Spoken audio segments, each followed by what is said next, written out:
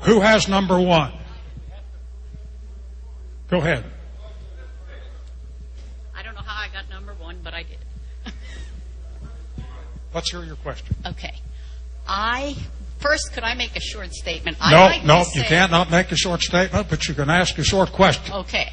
I want to know that whatever health care plan is passed by my representatives, my senators, they are going to be under the exact same plan. I understand that at this point you're not.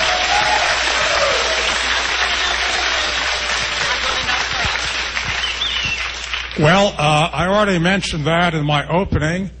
My idea is to have the same plan available to every American that members of Congress have. One of the ideas we have is to have what is called an exchange. So individual citizens don't go to deal with the insurance companies one at a time. Because if you do, your rates will be a lot higher than General Motors, which has a big plan. So you have an exchange.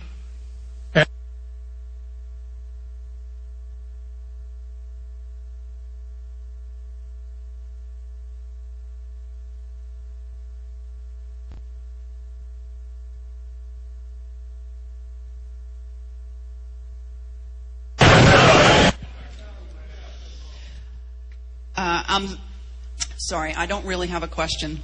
My concern is, yes, I'm angry. I'm an American citizen. I'm a voter. I'm a taxpayer. I don't like the fact that my elected officials are running around calling me un-American, a rabble-rouser, a mobster. Many times. I have no Nazi symbols with me. I'm sick of the lies. I don't like being lied to. I don't like being lied about. This administration is doing both of those things. Yes. Now, I want you, as my senator, to go back to Washington, D.C., and tell those people to do what the president said that I should do, is shut up and get out of the way. They need to do something that's going to work for us. And stop making us out to be liars and rabble-rousers. Well, I'm not calling you a rabble-rouser. We had a session a week ago, Sunday, 9 days ago, and the Secretary of Health was there, and some people were talking about it being organized, and I was asked, and I said, well, in America, people have a right to organize. And if it's organized, that's fine. And you have a right to freedom of speech. And I make it a point to lay it on the line with you. I've done that in my entire career. I'm known for it, and I will continue it. Who has number 3? Yes, sir. Good morning, Senator Specter. I appreciate your time and your courage to show up today. I want to first tell you I'm here of my own free will and accord, not with a group or affiliated organization. On page 16 of one of the bills, it essentially eliminates the private option by prohibiting the creation of new policies. What are you going to do? First of all, this is going to take away my freedom, and it hurts capitalism through the creation of a monopoly. What are you specifically going to do to ensure that the private option is there and viable? Talk is cheap. The plan will allow people who have insurance coverage at the present time through their employers or individually to maintain their current policy. If you like your policy, you can keep it. There is a proposal. If that policy changes, it prohibits the creation of a new policy. No, the question is, if the policy changes, it creates a new program. Well, first of all, as I said before, there's no bill in the Senate. There is no bill in the Senate. So what is your specific plan to ensure that we do have a viable public option? In your words, that you will only vote if this verbiage is in the bill? Well, how can I be sure we'll have a private option or a public option? You want to have a private option, you will have it. You can maintain your current policy. If there's a change, you can have a modification of a policy.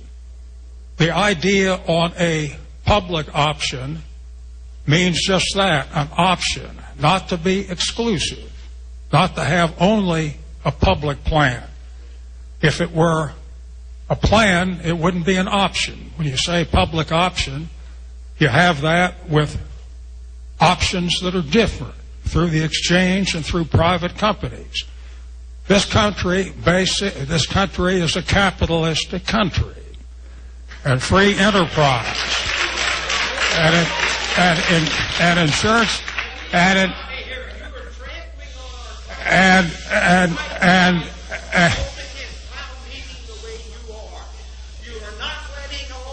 you want to be let out of here, you're welcome to go. Now wait a minute. Wait a minute.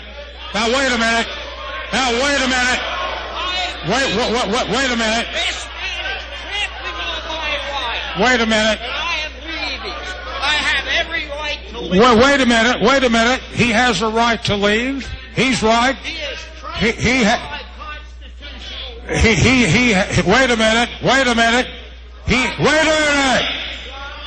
minute. You want to leave?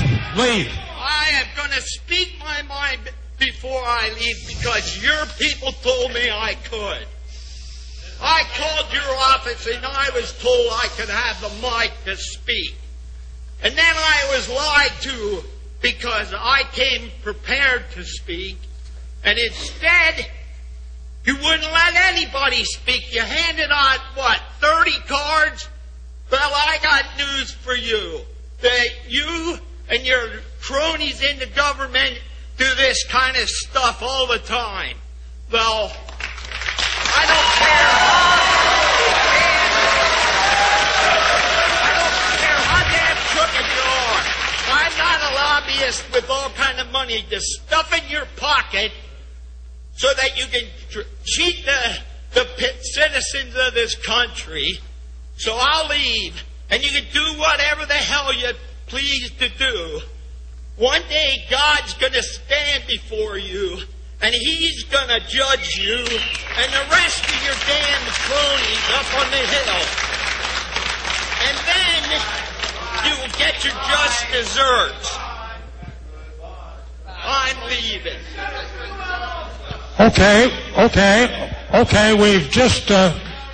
We've just had a demonstration of democracy. Okay.